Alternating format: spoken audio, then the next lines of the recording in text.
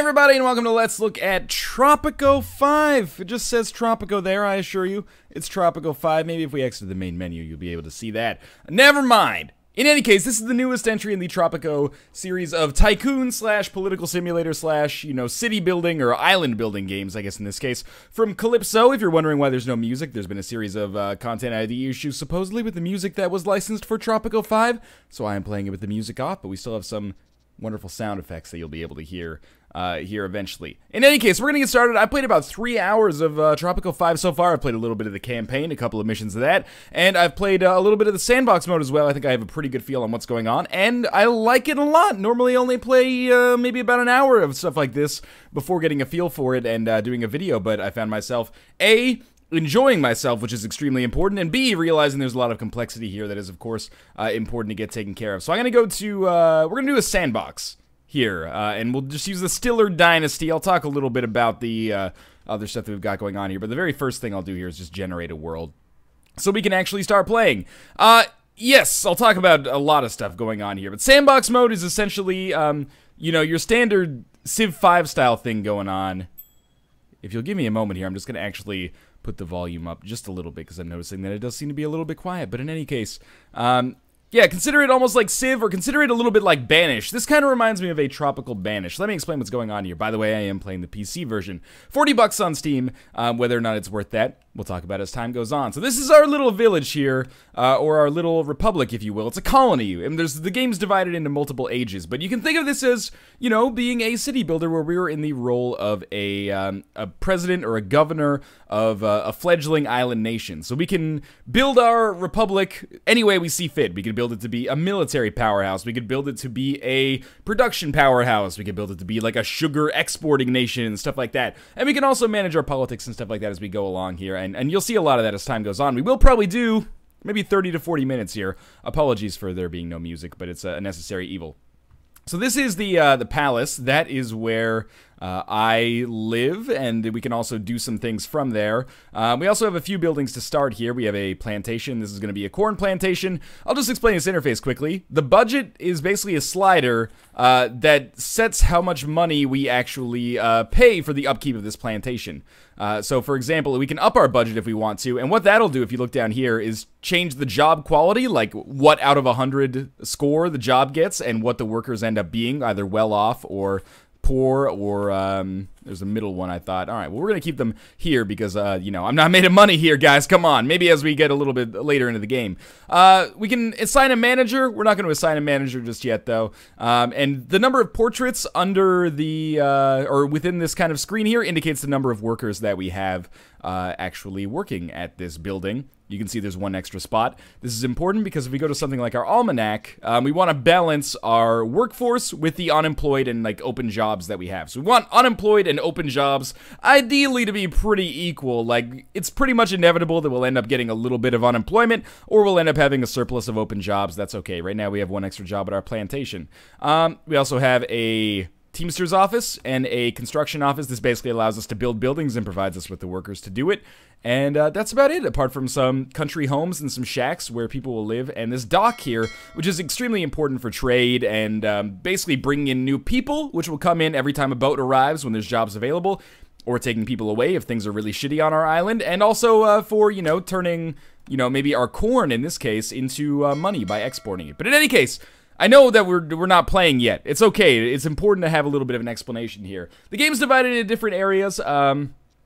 Different eras. I'm not sure if you can see it yet. Maybe if we go to edicts, you'll be able to tell you. Oh yeah, we actually can see it there. Wonderful. So we start in the colonial era, which is what it says general right now. That's kind of colonial, but also for all phases. These are edicts you can do here. Ignore those for now. After we gain independence from our crown colony, or sorry, from our crown, so maybe we're administered by England or something right now when we're in the Caribbean, we move into the World Wars phase of the game, which is like 1914 until, whenever that ends. I haven't actually made it through a sandbox game that went that far, but then we get into the Cold War, and then we get into the modern era. Buildings unlock as time goes on, new constitutional, legal things unlock as time goes on, and the game just gets more complex as time goes on. But we're going to start out pretty easy here. Very standard city builder. They'll give us some missions to start with here. So mission number 1 here is going to be build one plantation, and your mandate will be extended by 6 months. There's some voice work in the game, and I really think the game is kind of beautifully rendered as well, especially after the whites and grays and browns of Banished. I love Banished. Just because I don't play it anymore doesn't mean I don't think it's a great game, but Tropico 5 is a little bit more visually vibrant. So this gives us a task. This will be our first mission, almost like a SimCity type thing going on here. I'm not sure why I can't click on that, but that's okay. We'll do that in the future. So for now, we're going to do some building here. All you do is right-click, then choose the tab that you want. This is going to be raw resources. We're going to build a plantation. We're going to choose a cotton plantation, and it takes the guesswork out of it. Basically, by selecting whatever resource you want, let's say if we start with bananas, you want to overlay that over an area with the maximum amount of green on the grid, basically. So you don't want to put it here. There's no bananas here. Right now we want cotton. It appears that, you know, we're not in the greatest position for a cotton plantation, but we can always just build this and then change it to something better later. So let's change it to bananas later. Or actually, let's change it to cocoa later. So we'll put it down like right here, but we'll make it cotton for now, so we can still get the reward from that mission. And all we want to do to finish this off here is just build a road in the infrastructure mode that actually connects to the plantation. And unlike a lot of city builders, there is no real funky road physics going on. It all seems to work totally fine, and it actually connects weirdly enough. Ignore this for now. I am just going to handle some stuff here. Maybe we'll start exporting. We'll start exporting corn. Oh, we can't start exporting corn yet. Disregard this. Okay. Yeah, I kind of glossed over the interface stuff, but the interface stuff is really, really simple to get handled. So you don't really need to worry about it all that much, to be honest with you. There's a little bit of a learning curve, but if you play through the tutorial, it's going to be just fine. And compared to recent games like SimCity and Banished, I find this a lot more intuitive. Now, in Banished, you know, some people had problems with it and some people didn't. I thought it was really silly that the population worked the way it did, which is that the population didn't grow unless you built houses. That seemed really silly because the people were just fucking, right? They were reproducing biologically. You don't need a house to fuck in. I mean, I guess it's nice, but I'll talk about this in just a second as well. But it works a little bit more easily or a little bit more simply in Tropico, a little bit more logically, I'd say. You know, you're on an island. How do people get to your island? Well, there is reproduction, but there's also immigration. So if you have open jobs on your island, if things go well, if there's a place for them to live, people will then come to your island. It makes more sense than, like, you know, the greatest safe sex method or contraception of all time is just not building any more houses. Anyway. When you complete missions, depending on who you complete missions for, whether it be the Crown, which is represented by Lord Oaksworth here, you know, your current overlords basically in this, you know, governorship on the colony, or it could be revolutionaries if you want to gain independence, or, you know, the Illuminati if you're playing through the campaign mode. Anytime you complete something for them, you get some kind of reward. So we can either take $5,000 into our treasury, $5,000 into our Swiss bank account, which allows us to do some kind of like cloak and dagger type stuff, and also enhances the, you know, value of the dynasty, which are the characters that you play as. It's basically a selfish decision, but it could be fun. You could take an additional mandate extension, which basically means that you get more time as a governor, which is important because to get to the World War phase, you have to actually declare independence, which requires a 51% thumbs up rating here and then a condition to pass. But we're going to take fresh colonists, which will give us, on the next boat that comes in, which comes in 2 months. You can see months to next ship here. We'll have another 10 colonists, which largely means that we should probably get some more jobs for these people, because as of right now, there are you know what? There's 9 open jobs. That's pretty good. We'll be okay with that. So you may have seen me take a mission there. I'll let her talk for a second. Technological progress is the path to autonomy, Governor. We need more scientists to think important thoughts and discover new stuff. The game obviously has a good sense of humor, tongue-in-cheek, very self-aware, let's put it that way. So, Evita Vasquez represents the rebels, not the rebels, the revolutionaries. So, basically, in order to get through the colonial phase and get to the World War phase, which is the second era of the game, we have to declare independence. And the way that we declare independence is by eventually, like, building up the revolutionaries to the point where they can fight off the our colonial overlords. So we want to do things like, you know, build a library for her here, which will give us more tasks from revolutionaries in the future. Now, building a library, also important. It might cost us a little bit too much money here to do it. Yeah, it costs 5,000. That's crazy town, but we'll do it anyway in a second. That's why I should have taken $5,000 from that plantation that I built, which, by the way, we should totally change the crop into... What was I going to use here? I think it was cocoa. Yeah, it was cocoa. Let's change our crop. and people will start working there again soon. But yeah, that's why I should have done that instead and taken the money. But instead I took the population. Might have been a little bit silly. How's our job situation? We have 8 open jobs. So the next time a ship comes in, which is right now, it'll have, 10 new immigrants on it. And they will start becoming valuable members of society. And also start, we'll get some money as a result of the import-export kind of thing going on here. So these guys will find jobs as they work their way into the system. Library will also allow us to do research, which we can't do right now. But when we start doing research, we can get things like mines, we can upgrade our farms and plantations, and eventually, as time goes on and we get further and further into the game, we can get, nuclear weapons. I'm not sure what the hostile atom, there you go, so that's available in the Cold War era, and, future materials available in modern times, etc., etc. So, the game does get more complex as time goes on, but I can't pretend to actually know what happens as time goes on because I've only made it to the World War era, but things do get more interesting. I really like this opening phase, though, where it's kind of, I don't want to say rudimentary, but it's more simplistic, You don't have to worry too much about those higher order concepts. So basically our objectives from phase to phase or era to era change. Our objective from this era is simply to declare independence. I don't know if we'll be able to do that before the video ends, but we're going to try anyway.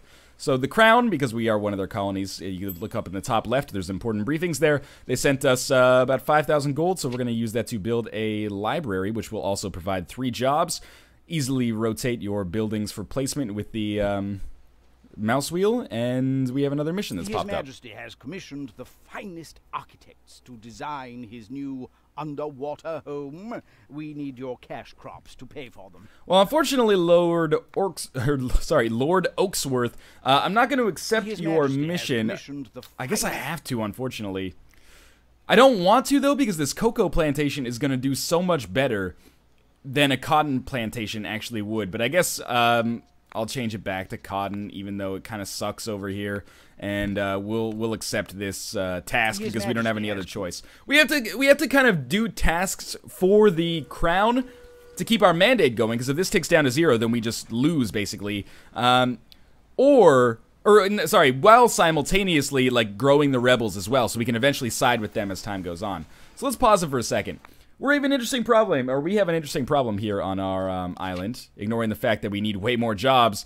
We don't have educated workers. You need a college education to work at our library. Unfortunately, we don't have any means of educating people until the World Wars start. We can only import knowledge, basically. So I'm just going to invite a foreign worker for 1,500, and then they can come and man the library for us, or woman the library for us, if you will. And we should get some more resources here. One thing I'm going to do right off the bat, you get better benefits from your better efficiency from each one of these buildings as you up the budget.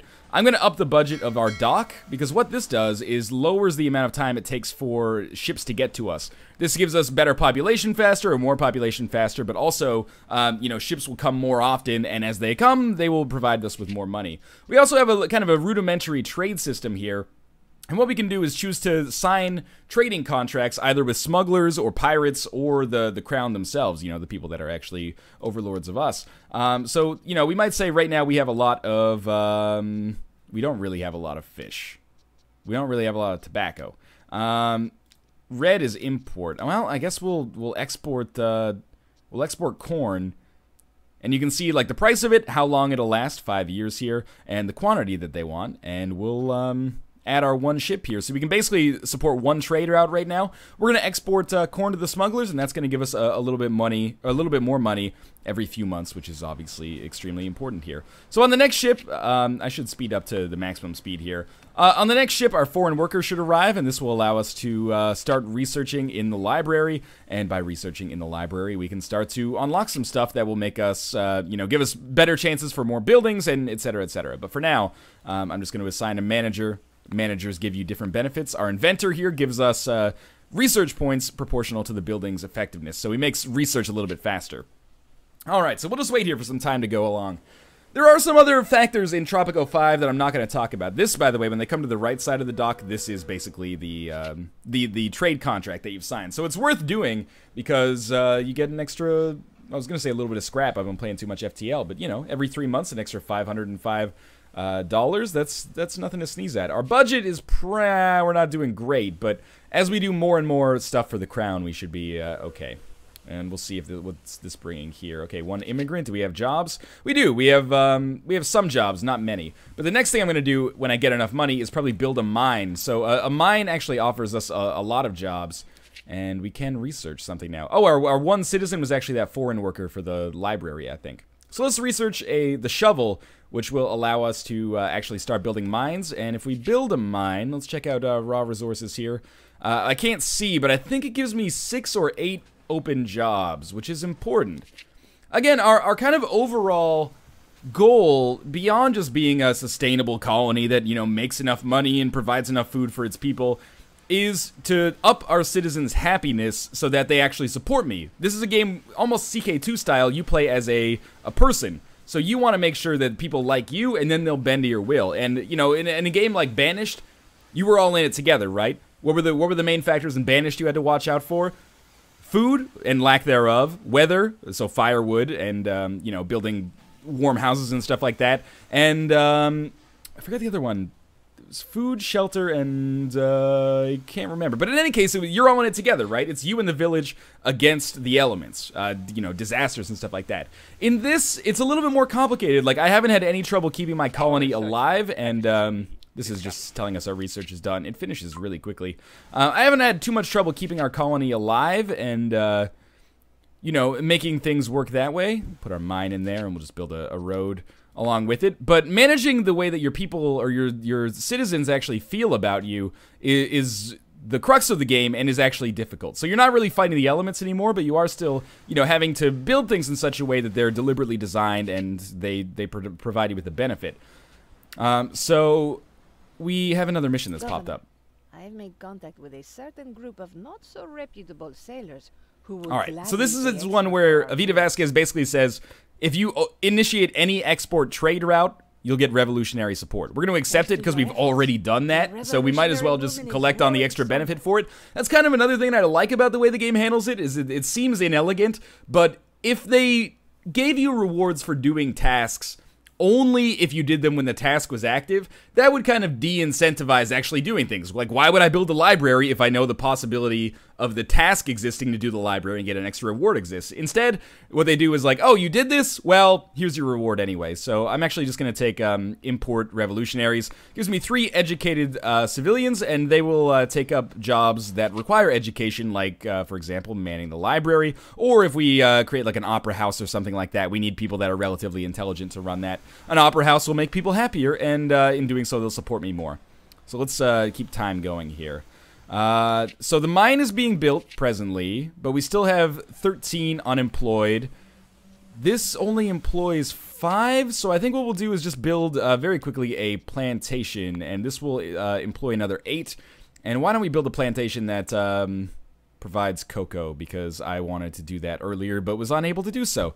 So we'll just place this down, and again, we'll try to get a road built. I hope I wasn't a total idiot. No, it's an okay road placement. You want to build like around there. Sometimes you have to guide it a little bit, but in terms of like, almost every city builder I play, or have played, at least recently, oh, you idiots! You know, Titanic situation there. But they have road issues. The roads don't get built the way they're supposed to get built, and it ends up being weird. In this, the road system works totally fine. You don't end up with weird, like, super inefficient roads like you do in SimCity, and, you know, in Banished, you don't have to worry about the hills and stuff as much as that, as you did in that, I think.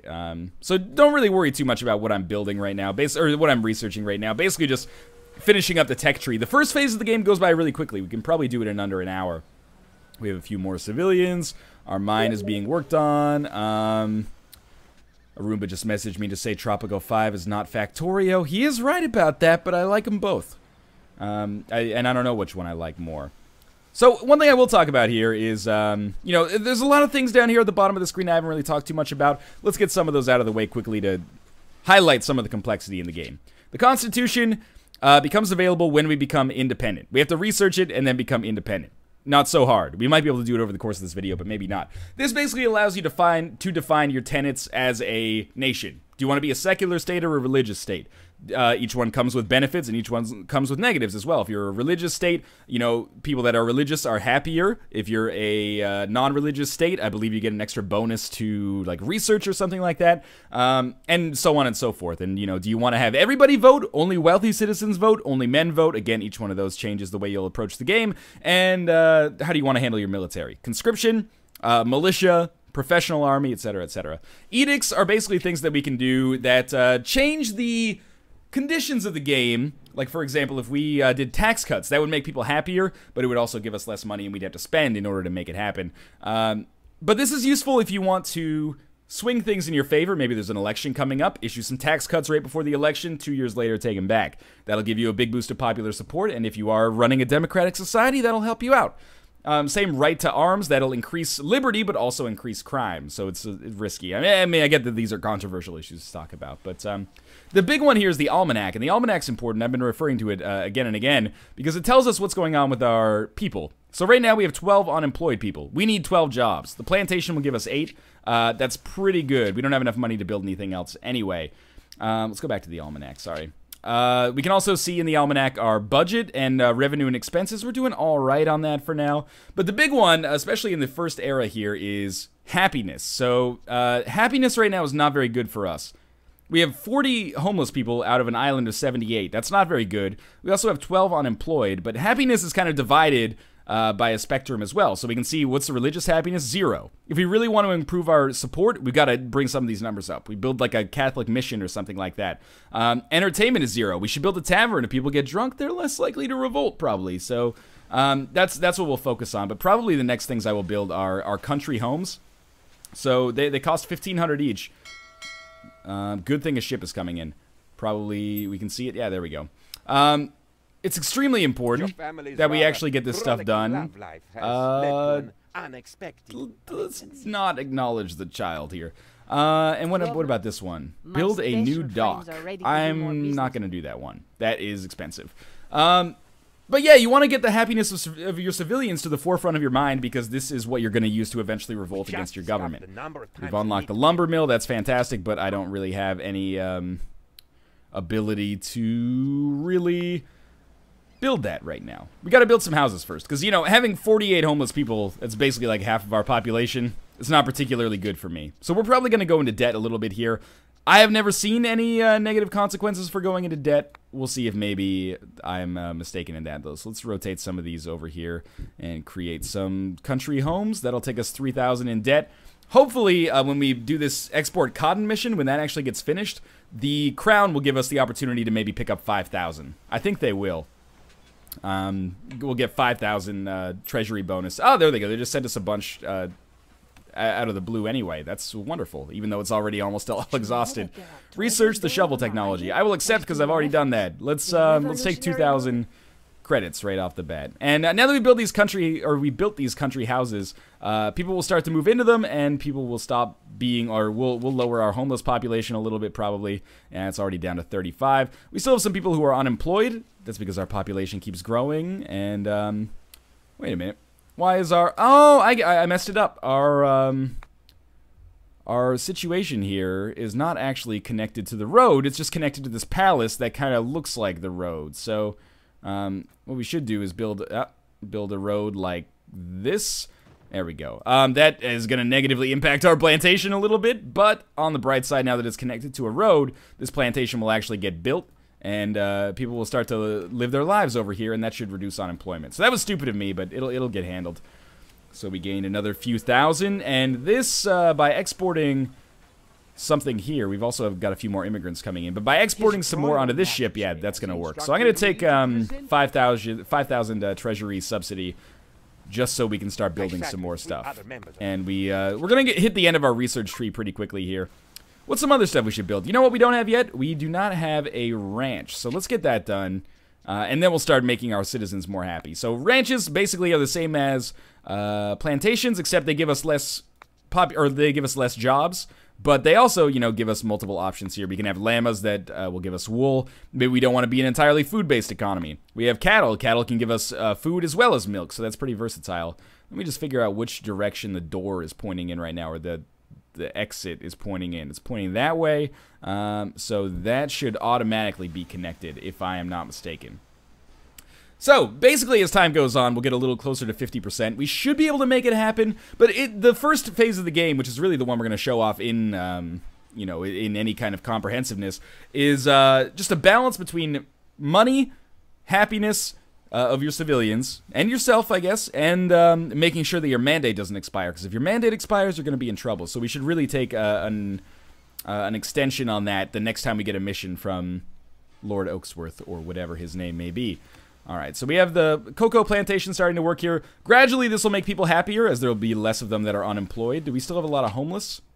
We have 23 homeless, 8 unemployed. How many jobs? 4 open jobs. That'll change when the ranch opens. That'll be perfect. Stole my manuscript. Ranch upgrades have been unlocked. We'll talk about those. Basically, you know, it's like a tower defense game in that sense. There's improvements that you can get for your buildings. So, you know, let's get Constitution here.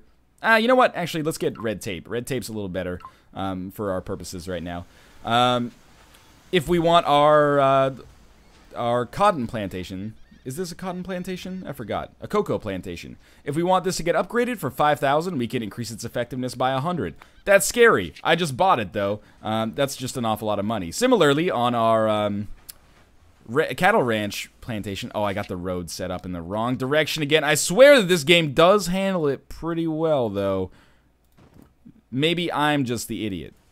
I don't know how it got built if they couldn't get to it, but anyway, we could upgrade our ranch as well if I click on this, and, you know, for 1,200, manure fertilizer, that increases the effectiveness of hydroponic farms and ranches around us.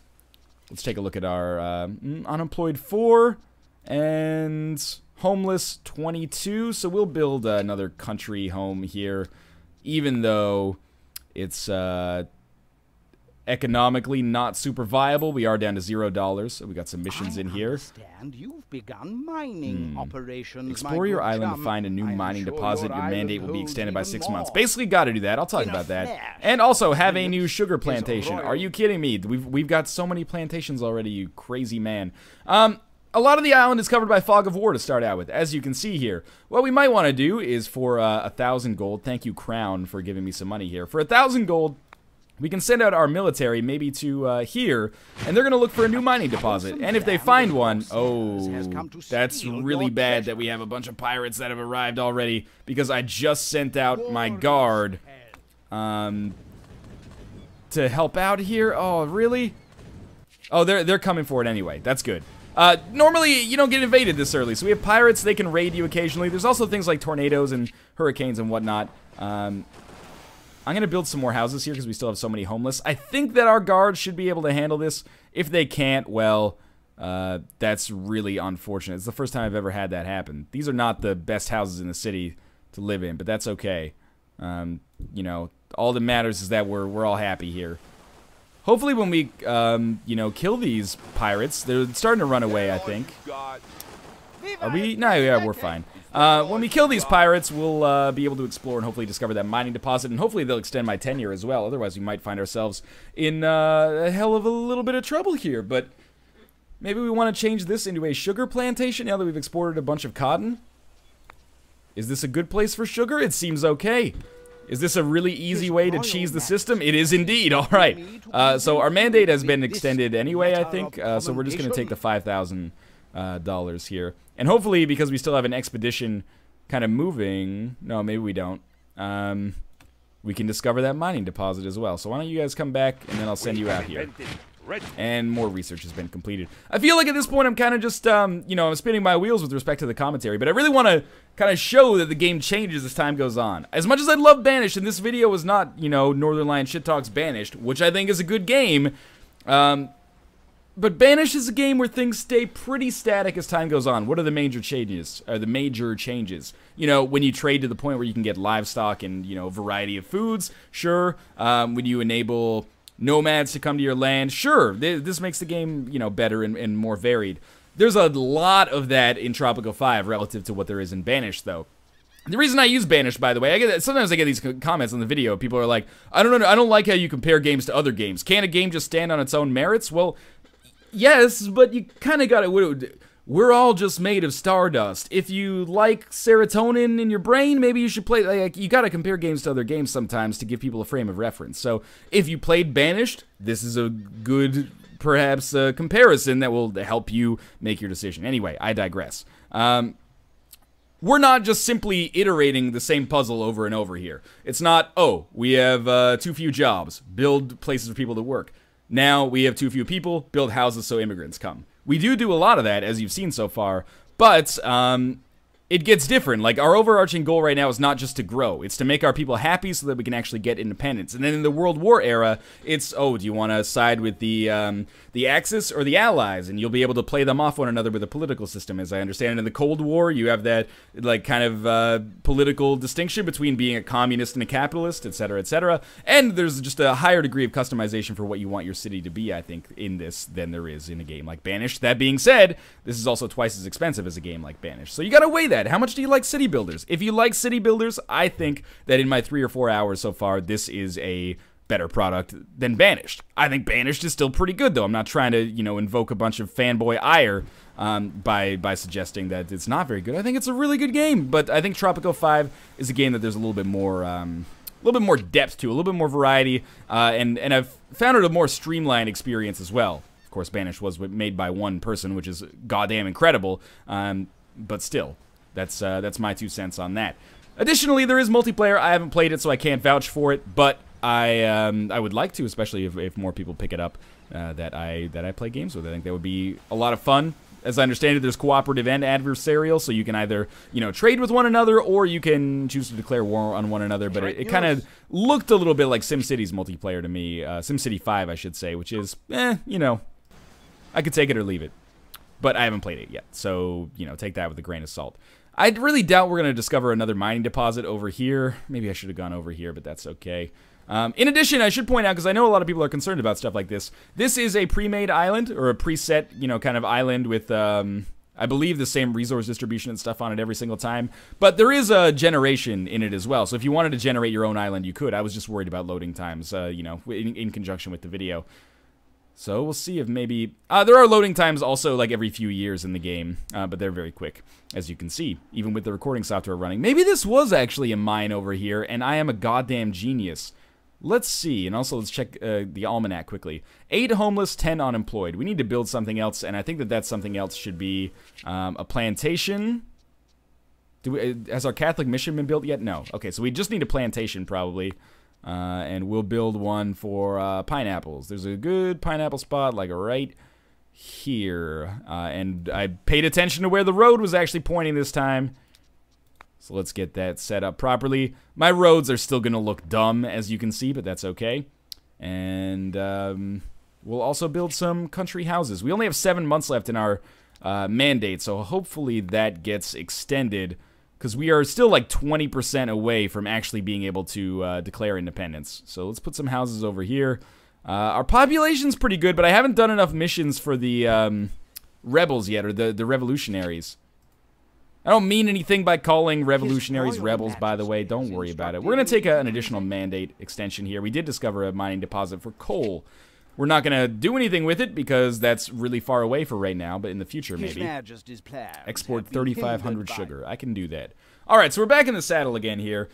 I'll just show you, because we're getting a little bit into, you know, an extended video length here. I'll show you what I would do if I wanted to raise citizens' happiness. What I would do first, for sure, is almanac and see where it's low. So where is it low right now? Religion. Healthcare we can't really do anything about, I think, and entertainment. So we want to raise entertainment, religion, and that's basically it. We're already going to raise religion here by having the Catholic mission open up. So we can probably check out happiness already, and it may have changed. We'll give it a little time here. We'll also build, for entertainment, we'll build a tavern, and we can build that tavern you know, near some workers, basically, and that'll get done. And for rich people, they don't necessarily want to go to a tavern with the regular riffraff. We can build an opera house, and we'll probably need to import some foreign workers to make this work, but once this is done, watch the happiness rise. And remember that basically what we want to do is get it to 51%. Once it gets up to 51%, we have an option. We can declare independence, and declaring independence means that either We can pay 20,000 credits or $20,000 here, and then we have our independence, or we could fight off the crown, the crown, basically, you know, the people that are currently our overlords, and they will, you know, send troops. If we kill all their troops, then we are independent and we don't owe any money. But we're not really military focused right now. Generally, you probably should be military focused if you want to do that, and you want to get your revolutionaries happy with you, but I have just basically completely ignored that in favor of infrastructure, but I guess that highlights the fact that the game can be played in multiple different ways here. So, if I check the almanac now, see, religious happiness has gone up. It's slow, but give it some time, and people will be happier, and eventually this will work. Again, it's the kind of game where things take time. We're also going to put another tavern maybe over here. Yeah, things take time. This is not a fast game. It's almost like playing a Paradox Grand Strategy game. What I will say is there's a lot of the kind of intricacies of Tropico 5 that I don't seem to totally grasp. Like, I have nothing but a very simplistic knowledge of the supply and demand system and the trade system, which is true for basically every single strategy game that I play. But I like it. I like it a lot, and I can see myself spending a lot of time playing Tropico 5. The one caveat I will say, and you probably know where I'm coming from with this, but this is, you know, just the nature of Let's Look Ats. I don't spend 40 hours with a game before I talk about it. I'm liking it 5 hours in, but this is a $40 game. I would encourage you to check out reviews from people who have spent, you know, 20, 30 hours with it, because that's their job.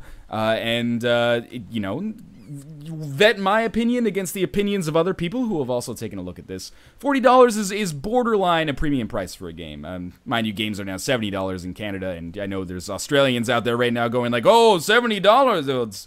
I was going to put on an accent there, but I'm glad I didn't, because it might have been a little culturally offensive, and I don't want to do that as this benevolent dictator here. But yeah, you know, it's up there for sure. This is definitely not your, you know, your standard $15 or $20 game that I cover, so pay close attention to stuff like that, but I think you could do a lot worse than Tropico 5. I think this is the kind of game that, if you enjoyed Banished, you'll enjoy this. I think it's a little bit more of a refined experience than that, and what else is coming out on the city builder front? Factorio is a little bit similar. That's a great game as well, but it's still not complete yet. And then you got Clockwork Empires probably, like, entering early access at the end of the summer. So there's a little bit of a window here for you to get a lot of time out of Tropico 5, I think. You know, if you're a fan of the Tropico series, I've never played any of the other ones, but I enjoyed this one, I will say that. In any case, I'm going to hire a 4-room worker quickly, and you can see our happiness starting to grow. See, you know, Rome wasn't built in a day. Religious happiness is way better. Entertainment happiness is getting there. But in any case, I'm going to end the episode. I'll save the... you know what? We have another game here. That's fine. I don't need to save this. All that progress out the window. But I will go back to the main menu just to explain a little bit more of what's going on. Beyond the sandbox game, which is, you know, what I played there, that's just one aspect of what goes on here. There's also a campaign. I'm on, like, mission 3 of the campaign, and I still only have 109 population, so that represents, like, I don't know, an hour and a half probably. And there's multiplayer, and, you know, various different kind of conditions you can set for sandbox games. But I like it. This is Tropico 5. If you want to pick it up on Steam, you can do so. There's a link in the video description below. As always, if you enjoyed the episode, click the like button. It helps out a great deal. And, of course, subscribe if you want to see more first impressions in the future. As always, thanks for watching, and I'll see you next time.